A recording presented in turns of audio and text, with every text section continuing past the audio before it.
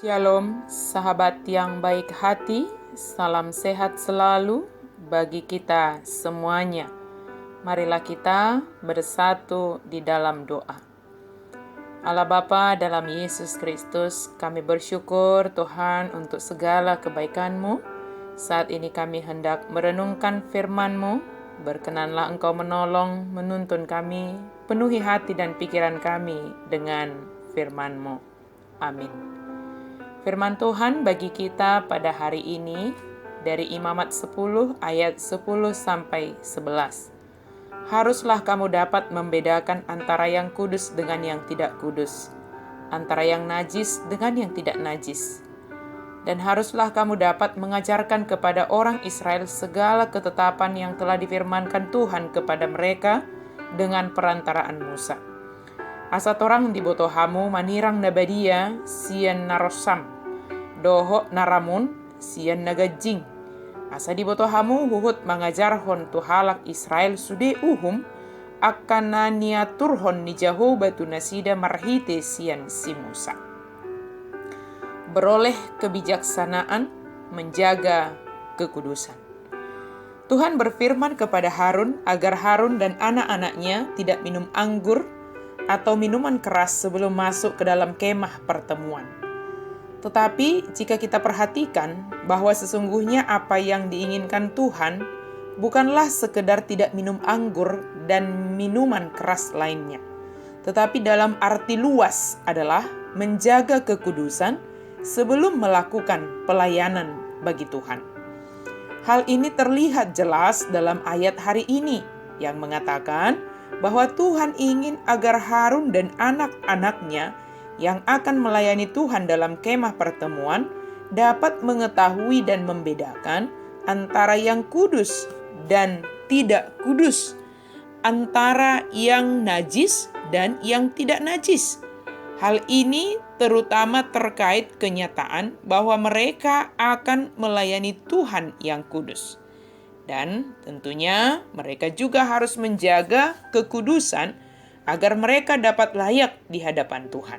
Tuhan ingin agar Harun dan anak-anaknya menjaga diri mereka sebelum mereka menggunakan diri mereka untuk melayani Tuhan.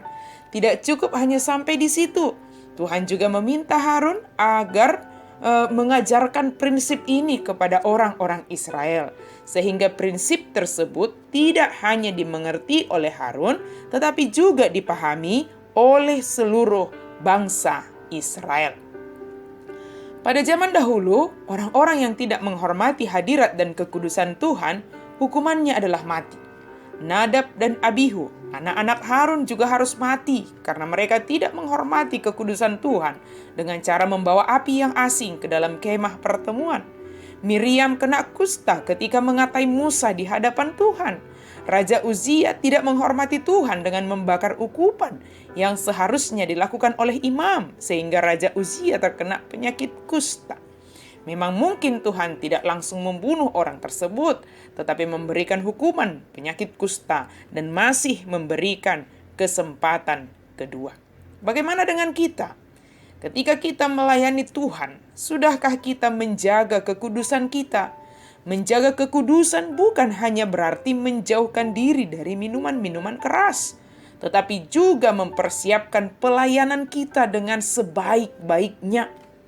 Melalaikan mempersiapkan pekerjaan Tuhan juga bisa berarti kita tidak menguduskan diri kita untuk melayani Tuhan. Bagaimana mungkin seorang pengkhotbah dapat berkhotbah dengan baik jika ia tidak mempersiapkan khotbahnya terlebih dahulu? Bagaimana mungkin contoh tim musik bisa memainkan musik dengan indah jika mereka tidak pernah berlatih sebelumnya, jika tidak mempersiapkan diri sebelumnya? Maka jagalah kekudusan sebelum kita melayani Tuhan.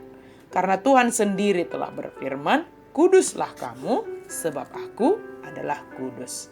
Dalam segala aspek kehidupan kita, marilah kita mengerjakan tugas panggilan kita dalam kekudusan.